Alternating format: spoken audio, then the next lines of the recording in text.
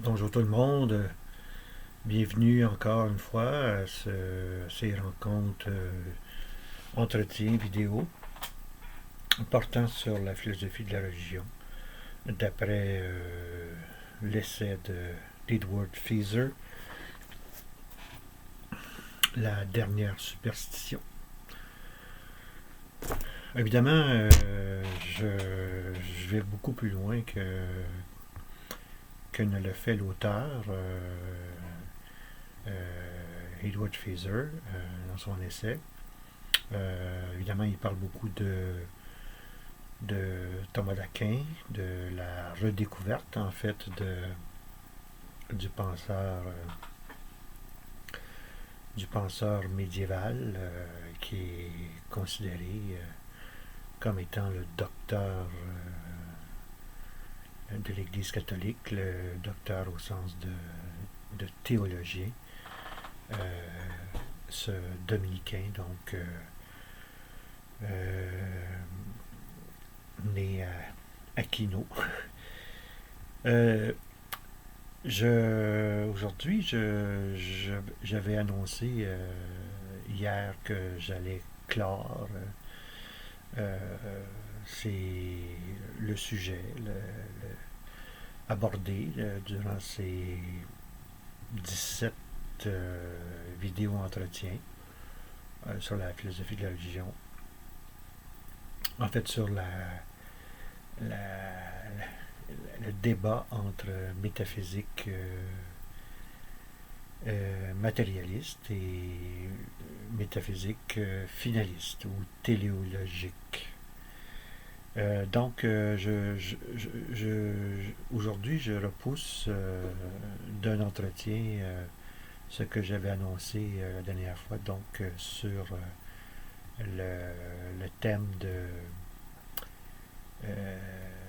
la charité de la vérité, là, qui est celui d'un ouvrage de Jean Guiton, Silence sur l'essentiel.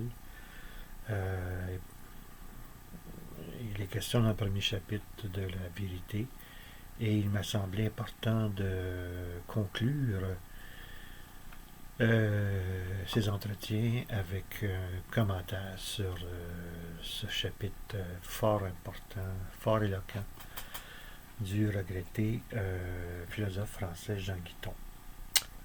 Alors ça s'est remis je l'espère bien, au prochain vidéo entretien. Aujourd'hui, je voudrais plutôt répondre à une question qui m'est souvent posée. Euh, la distinction qui existe, qui peut exister, si elle existe, entre l'intelligence et la raison. Alors, c'est une question importante, tout à fait judicieuse. Il convient de lui donner une réponse. J'espère que ce que je vais dire va suffire, bien que j'ai quelques doutes, parce que c'est des questions tellement riches et à la fois complexes. Donc, il ne faut pas désespérer euh, d'en, d'en attendre une réponse claire et nette, définitive. En fait, comme tout ce qui est philosophique rejoint, selon moi, le mot de Jésus, Ben Sira le Sage, qui dit au chapitre 18 du Séracide, qu'il écrit, chapitre 18, verset 7, quand l'homme en a fini, c'est alors qu'il commence. Et lorsqu'il s'arrête, il devient déconcerté, perplexe. Alors, et ça vaut là non seulement en théologie, mais en philosophie, on est dans la question du sens. Et le sens, il est, comment dire, il est sans fond, inépuisable. On ne peut jamais en avoir, en avoir la pleine mesure, en prendre la pleine mesure. C'est exactement la même chose pour ce qu'on appelle les mystères. Les mystères religieux, les mystères chrétiens sont sans fond. Non pas qu'ils n'ont pas de réponse, mais ils admettent des réponses qui nous satisfont dans une certaine mesure. Mais il y a toujours moyen d'aller plus loin, de creuser davantage. Euh, ainsi est Dieu. Hein? On n'aura jamais fini de le découvrir. Bon. Donc, concernant la distinction, ces distinctions il y a entre intelligence et raison. Hein. Les deux mots sont effectivement passablement synonymes, quoiqu'il y ait quand même des différences à considérer dans les deux cas.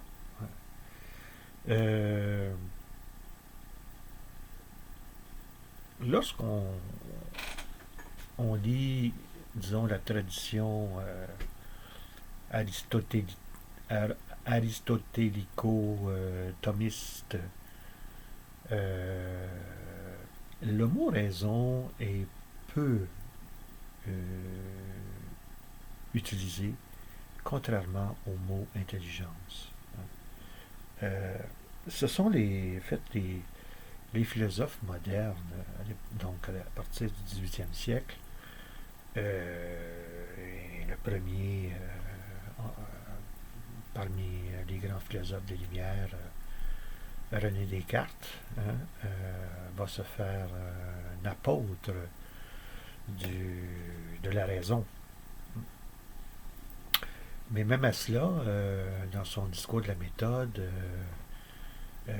Descartes use de manière très circonspecte le mot raison, la notion de raison. Hein. Si je me souviens bien, une des premières phrases du premier discours de la méthode, le premier chapitre, hein, le bon sens est la chose la mieux partagée au monde. Hein. Alors, c'est un synonyme, le bon sens, de la raison. Hein. À la bonne mode.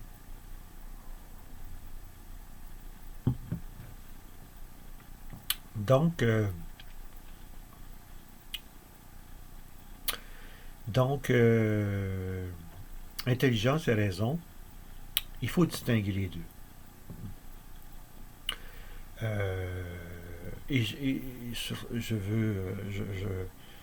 Je vais vous faire la lecture d'un court passage d'un ouvrage d'un thomiste du siècle dernier, Jacques Maritain, dans son ouvrage Éléments de philosophie, deuxième tome, L'ordre des concepts, petite logique, publié chez Teki en 1946. Alors, voici, il donne au départ, hein, bon, il définit la logique, parce que c'est ça, la logique, l'ordre des concepts. Contrairement à la logique moderne,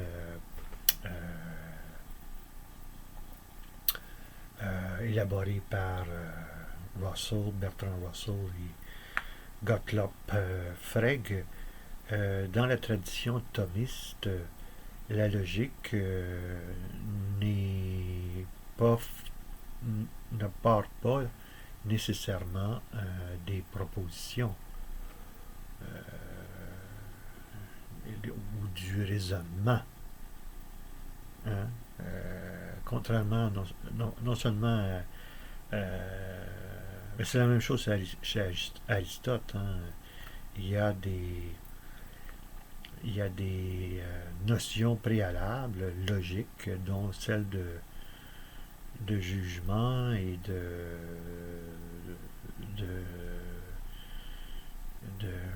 de raisonnement qui sont posés au départ. Hein. On n'a pas, on n'arrive pas là blindé avec la logique propositionnelle telle que l'enseigne la logique moderne, la logique formelle. Donc la logique, écrit Maritain, étudie la raison elle-même en tant qu'instrument de la science, au moyen d'acquérir et posséder le vrai.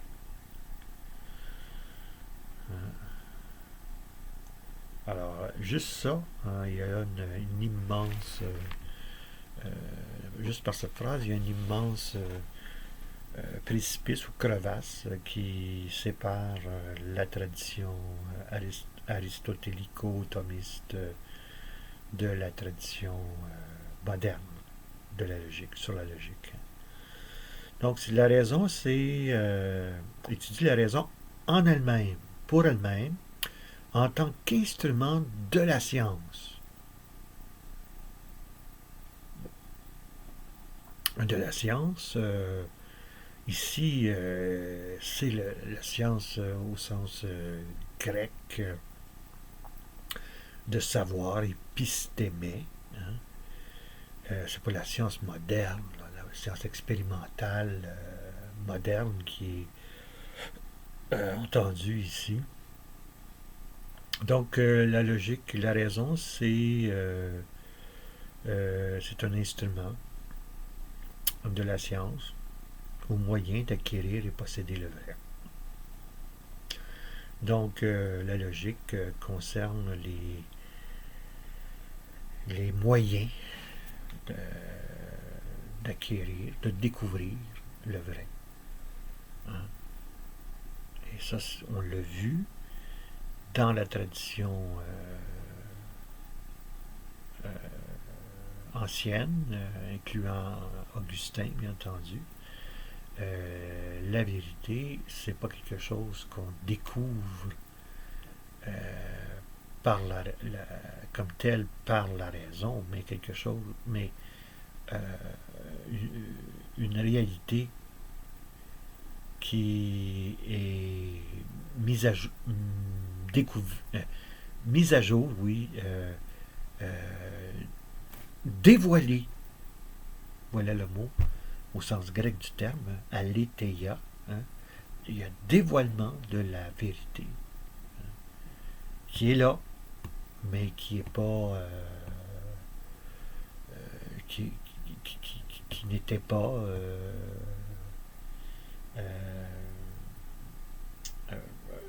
apparente, si on veut, au départ. Et on a vu la dernière fois hein, que Diderot, par exemple, hein, écrivait que on doit exiger de moi que je cherche la vérité, mais non que je la trouve. Hein. Donc, la vérité, c'est le terminus, le terme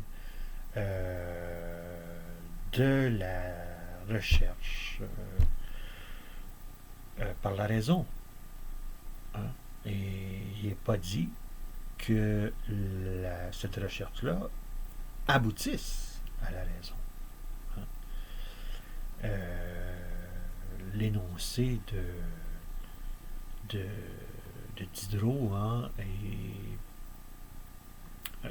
place, je dirais, le cadre de la science expérimentale moderne. Hein. Le but de la science, c'est pas tellement la vérité que la recherche des causes des phénomènes naturels.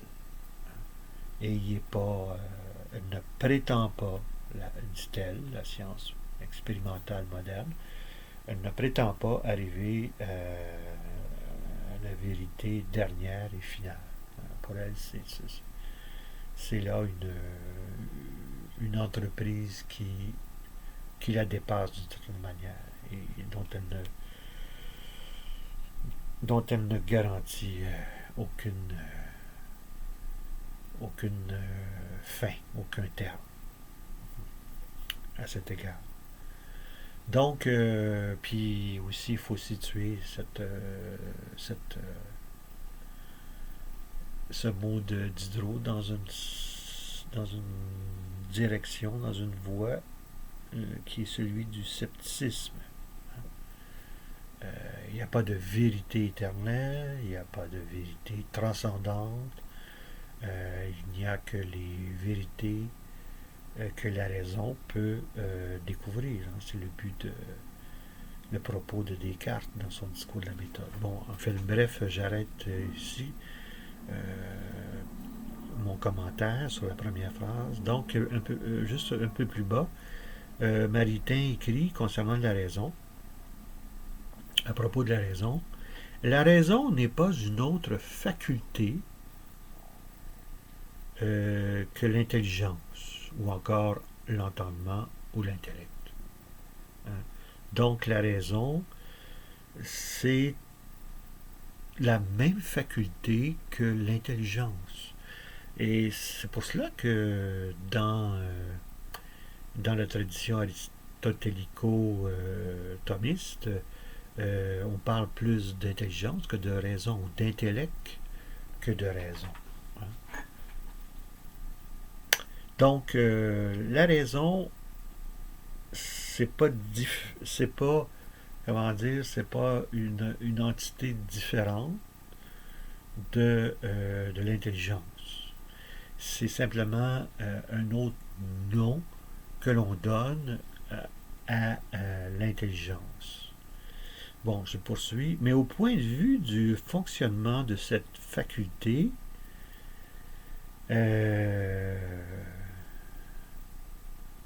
la raison, on appelle celle-ci plus spécialement intelligence quand elle voit, saisit ou appréhende. Et le mot ici,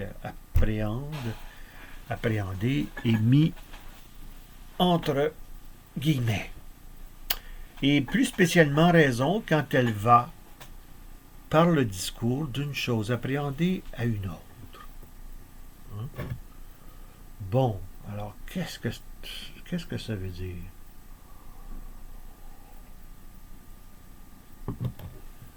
Eh bien, justement dans la tradition aristotélico-thomiste,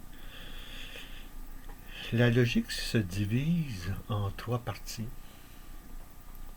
correspondant aux trois opérations de l'esprit. Quelles sont ces trois opérations de l'esprit?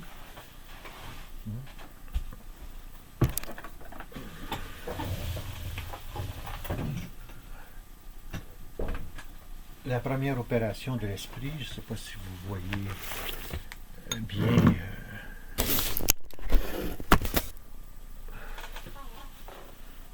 Alors, la première opération de l'esprit, c'est ce qu'on appelle, on l'a vu tantôt, l'appréhension.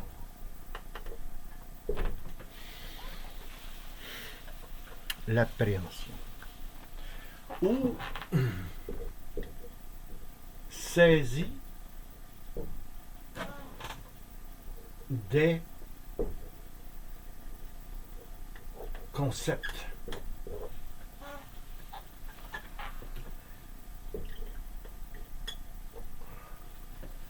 Donc, l'intelligence, la raison, mais ici plutôt l'intelligence, c'est d'abord la faculté de l'esprit qui est nommée, qui est qualifiée ici d'appréhension. La deuxième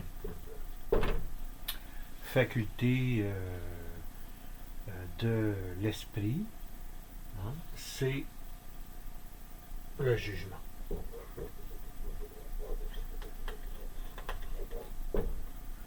Et la troisième faculté de l'esprit, tiens, je vais dire ça comme ça.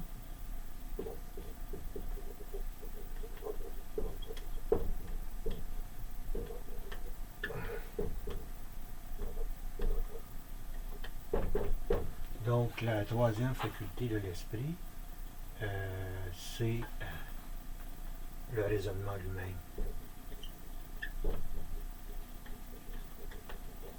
Je vais expliquer ces trois facultés.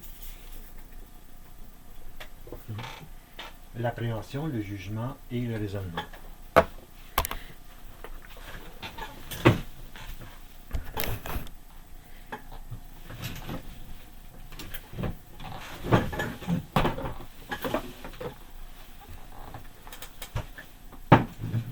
Bon.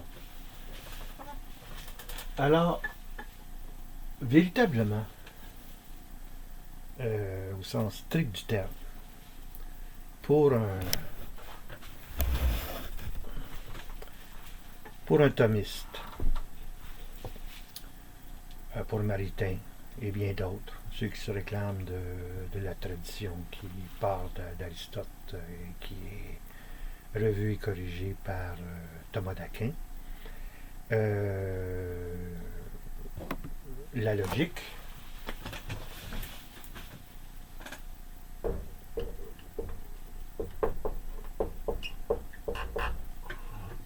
qui évidemment vient du grec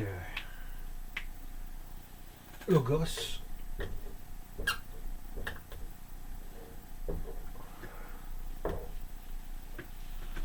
excusez-moi.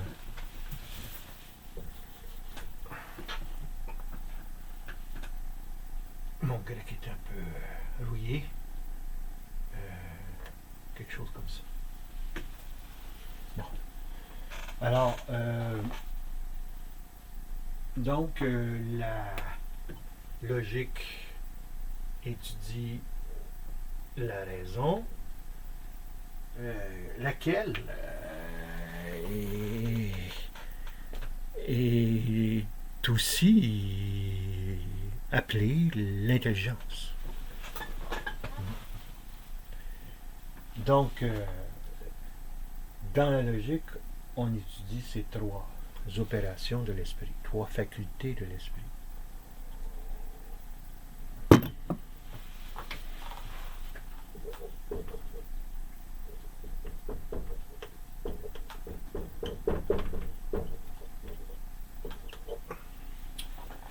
Donc, les trois opérations de l'esprit. L'appréhension, qui nous est aujourd'hui, pour nous modernes, complètement oubliée, complètement inexistante. Mais qu'est-ce que c'est que l'appréhension?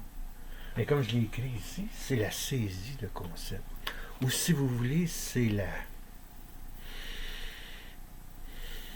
cette capacité de l'intelligence à l'abstraction. J'en ai déjà parlé dans un entretien précédent. Hein? L'abstraction, prendre un exemple tiré des mathématiques, de la géométrie en particulier. La ligne droite, une droite comme on dit en géométrie, hein, c'est une entité abstraite. N'essayez pas de toucher, de sentir,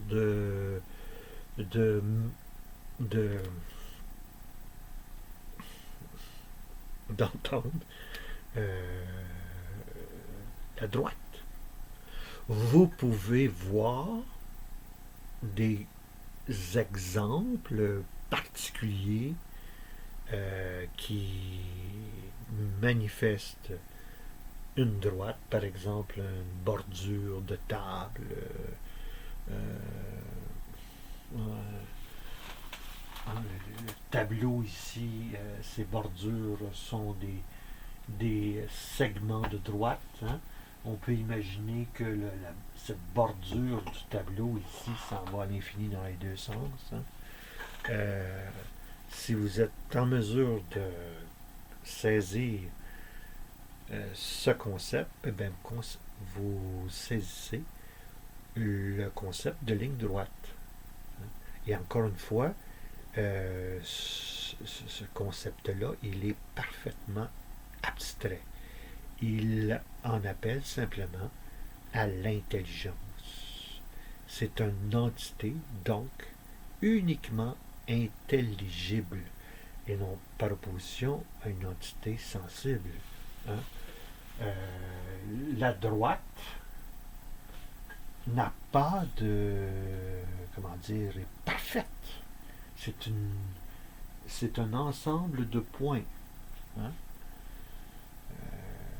qui est parfaitement droite. Alors que nous savons très bien que toute chose, tout objet qui semble droit dans notre monde, hein, n'est pas droit. Il y a toujours des courbures ou des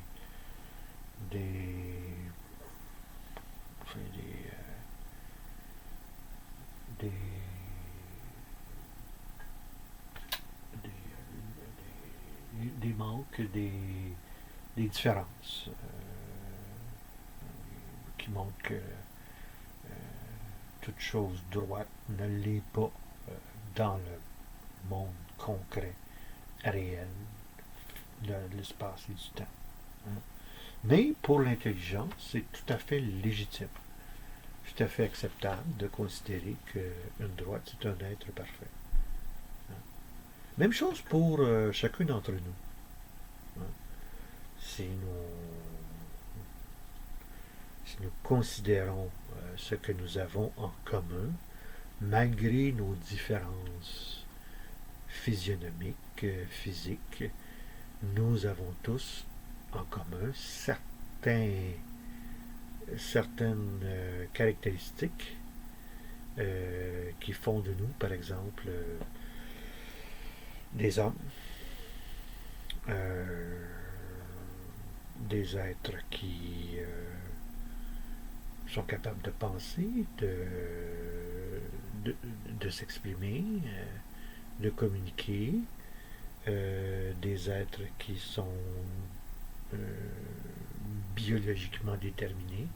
Et là, évidemment, je mets de côté, je fais abstraction du débat avec la théorie du genre, hein, des genres. Donc, l'intelligence, c'est d'abord cette capacité, et j'insiste là-dessus, c'est vraiment une capacité. Les animaux n'ont pas cette capacité d'appréhension de concepts. Alors déjà une caractéristique qui nous détermine comme être humain, c'est l'appréhension de concepts, la saisie de concepts. Hein. Et c'est ce qui fait de nous des êtres, je n'utilise pas le mot péjorativement, c'est ce qui fait de nous des êtres abstraits. Hein? C'est-à-dire qu'on est capable et on est à l'aise de conceptualiser, c'est-à-dire de concevoir des choses, des entités générales. Hein? Comme je faisais souvent en classe, je demandais à mes étudiants quels sont ceux et celles qui ont un chien à la maison. Hein? Alors, certains étudiants levaient la main. Oui, monsieur, j'ai un beau chien chez nous. Et je me souviens d'une étudiante qui aimait beaucoup son chien. Elle l'appelait Smoothie. Et j'ai dit, on ne l'a pas vu ton smoothie, mais on sait à quoi il ressemble. Hein? Pourquoi? Parce que nous tous, qui que nous soyons, nous avons cette capacité commune d'abstraire. Et notre langage est le reflet de cette capacité fondamentale que nous appelons l'abstraction.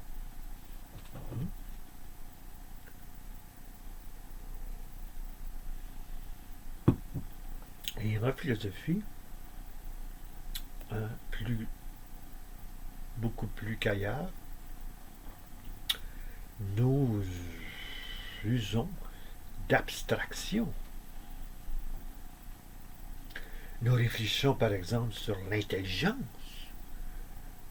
sur notre capacité à l'abstraction. Hein?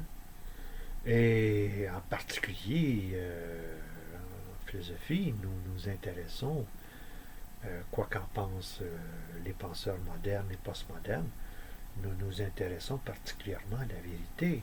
Hein?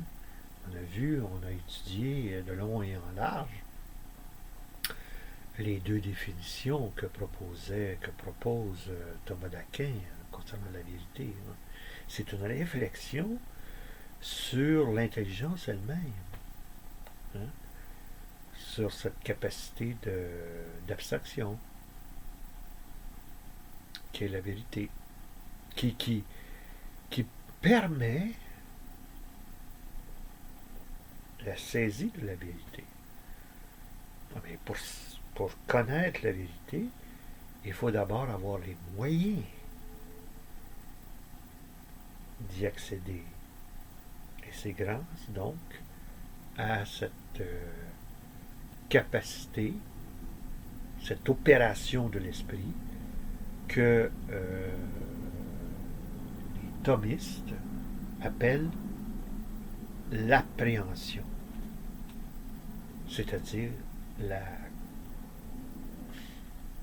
je vais faire pas un plagiat, mais le mot m'échappe. Dire deux fois la même chose,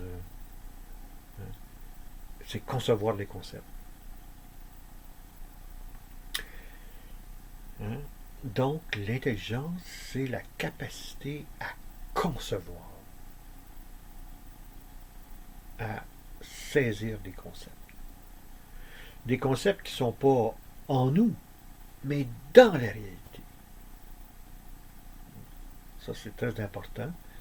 Un autre nom que donnaient les médiévaux du terme concept, parce que le concept, hein, je vous l'ai déjà dit, c'est un terme qui vient de Thomas d'Aquin lui-même. Hein. Il s'agit vraiment d'une conception, d'un engendrement rendu possible grâce à l'intelligence par cette capacité abstractive. Donc, les concepts font partie de nous. Et, d'une certaine manière, je rigolais avec mes étudiants quand je leur disais, hein, c'est normal que nous soyons des êtres abstraits. Parce que sans ça, nous ne serions que des animaux qui n'ont pas cette capacité d'abstraction qu'est l'intelligence. Hein? Mais l'intelligence, c'est pas juste la capacité d'abstraction, c'est de faire des liens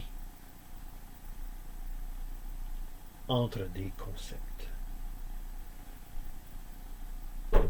C'est le jugement. Juger, c'est lier des concepts. Par exemple, mon père fut un bon père. Hein? Eh bien, je lis dans ce jugement-là, je relis le concept de père au concept de bon père peut être un père, au sens simplement d'être un géniteur, mais être un bon père, c'est davantage qu'être un père, un géniteur. Hein? C'est quoi? Ben, c'est par abstraction, hein? C'est de s'occuper de son enfant, de veiller à son éducation, de veiller à sa formation, de veiller à son bien-être, etc., etc. Hein? Donc, mon père fut un bon père, ou mon père est un bon père, c'est un jugement. Et on a vu que c'est un exemple de la définition, de la deuxième définition de Thomas d'Aquin, au sens de adéquatio rai ad intellectum, conformité de l'être, ici en l'occurrence le père, au concept de père. Parce que père, encore une fois, je le répète, ça ne veut pas uniquement dire géniteur. Ça veut dire quelqu'un qui veille, qui est bienveillant, qui s'occupe du développement de son enfant. Hein? Bon. Alors donc, la deuxième opération de l'esprit ou de l'intelligence, hein, se trouve maintenant en relation avec, met en relation, relie des concepts. Et ça, l'intelligence à ce moment-là devient raison.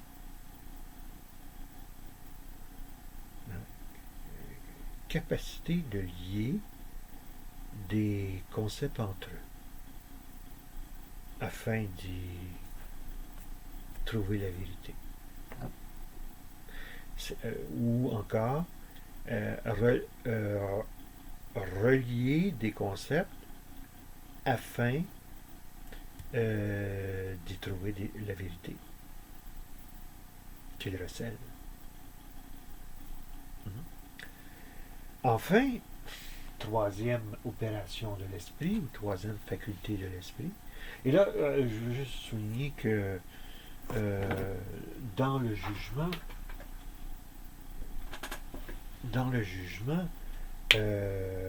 on commence vraiment là à parler de raison.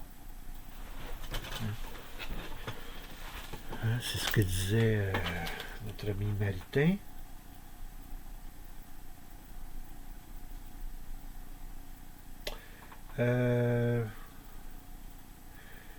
Bon, et plus spécialement raison quand elle va, l'intelligence, par le discours, d'une chose appréhendée à une autre, quand elle fait des liens au total. Quand l'intelligence fait des liens entre des concepts, eh bien, ou donc des appréhensions, diverses appréhensions conceptuelles, eh bien là, on parle de raison. Maintenant, la troisième opération de l'esprit, c'est le raisonnement. Qu'est-ce que c'est que le raisonnement? Ben, c'est un ou plusieurs jugements qui établissent la vérité. C'est la syllogistique d'Aristote, c'est le calcul propositionnel de la logique formelle. Dans ces deux cas-là, la logique établit les raisonnements qui permettent, à partir d'un certain nombre de jugements, de propositions, à conclure certaines vérités. Et là, véritablement, on est dans le domaine de la raison, qui prend le nom à ce moment-là de logique. J'aimerais pour terminer faire un petit commentaire sur l'esprit critique, qui est devenu aujourd'hui la pierre angulaire de la logique, de la raison. L'esprit critique. Il faut écrire ça.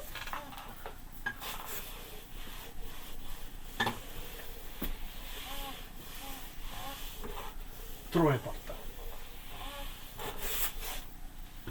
On ne jure aujourd'hui que par l'esprit critique.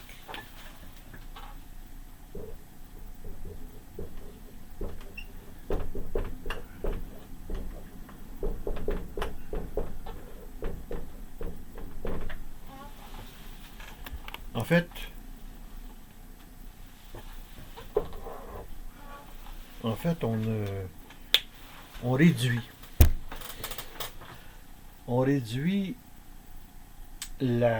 l'intelligence,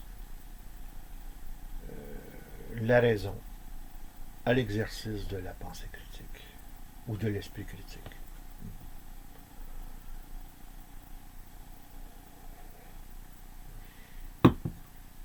On ne trouve rien d'équivalent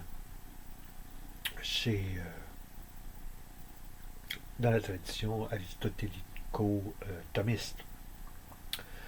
On va trouver quelque chose qui s'apparente, qui s'appelle la vertu de prudence, de sagacité, ce que Aristote appelait là dans son grec phronimos, la prudence. Mais l'esprit critique, ce n'est pas seulement que la prudence. D'ailleurs, ce n'est pas une vertu. Pas conçu comme une vertu.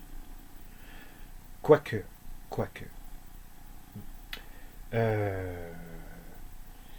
La meilleure, je pense, appellation moderne, contemporaine que l'on puisse donner de l'esprit critique, c'est ce que Normand Baillargeon appelle l'autodéfense intellectuelle. Terme, expression qui reprend de son mentor, de son modèle de pensée, de penseur, Noam Chomsky. Autodéfense intellectuelle. On pense tout de suite à une sorte de karaté mental, intellectuel. Et ce qui est important, c'est l'autodéfense dans cette définition-là. L'esprit critique, c'est une espèce d'autodéfense,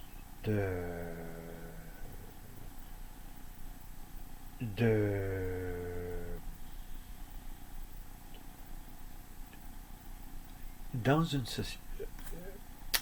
L'esprit critique, en tant que autodéfense intellectuelle, s'insère dans un projet politique ou social où les personnes, les individus sont éclairés. Donc, esprit critique comme autodéfense intellectuelle, ça nous vient des Lumières, directement des Lumières.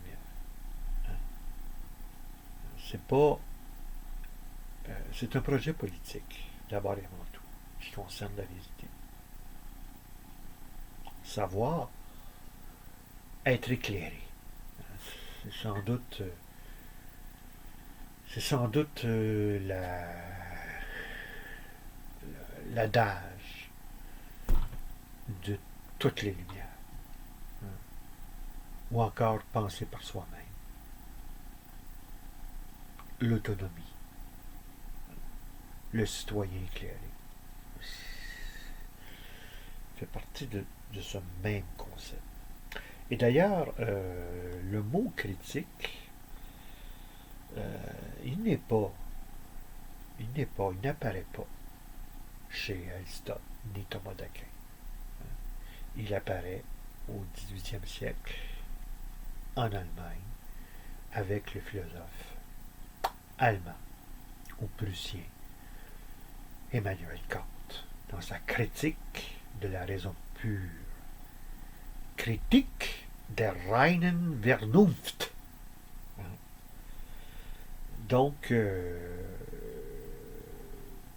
c'est là que c'est un projet moderne, projet des Lumières, que d'être éclairé, autonome. Alors, ce n'est pas comme tel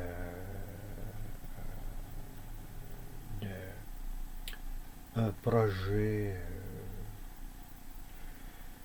métaphysique qui concerne la nature de l'intelligence de l'être humain. C'est déjà contester les limites, établir des limites touchant la capacité de, de, de penser, c'est-à-dire d'atteindre la vérité. Hein? Il y a déjà, avec Kant, hein,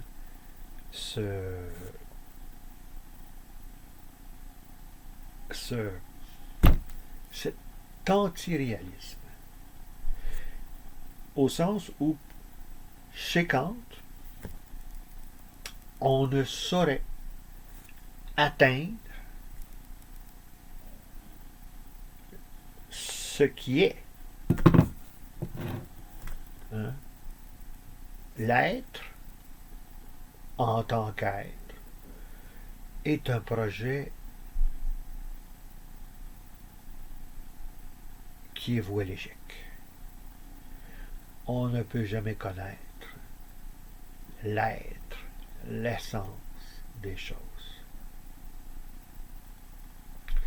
Selon Kant, nos facultés, dont l'intelligence, ne sont pas adaptées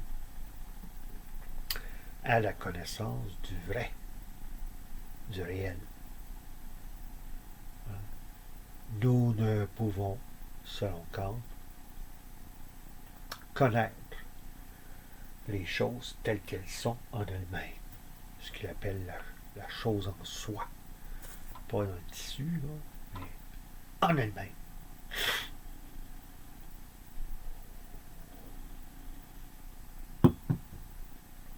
Puis, dans les années 60, aux États-Unis, il va y avoir le mouvement développé par un psychologue dont j'oublie le nom. Est-ce que c'est Robert Hennis? Il faudrait vérifier. Qui a lancé le programme du critical thinking. Hein? Tout est issu parfaitement dans l'autodéfense intellectuelle dont parle Bayarjon. Alors, voyez-vous, de Kant, on passe au critical thinking et avec notre ami Bayarjon à l'autodéfense intellectuelle. On est dans un mode non pas de recherche, c'est ce que disait au fond Diderot. Hein? On doit exiger de moi que je cherche la vérité, mais non que je la trouve. Hein?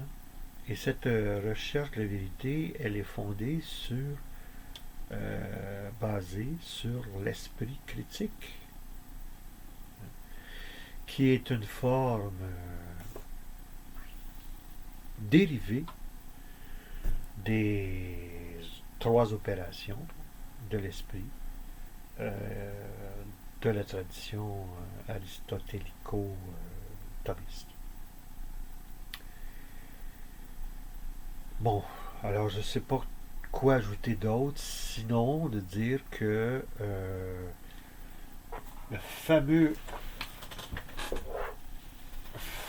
mot raison, hein, il prend une valeur absolument capitale au siècle des Lumières, qui correspond à un projet politique et chez Descartes, en tout cas, certainement métaphysique. Ça va de soi. Et les successeurs de Descartes en vont éliminer son rationalisme et son dualisme pour, et on va se quitter là-dessus, pour dire qu'il n'y a pas de dualité entre l'esprit et la matière, parce que l'esprit, ça n'existe pas. D'où la raison dicte le matérialisme.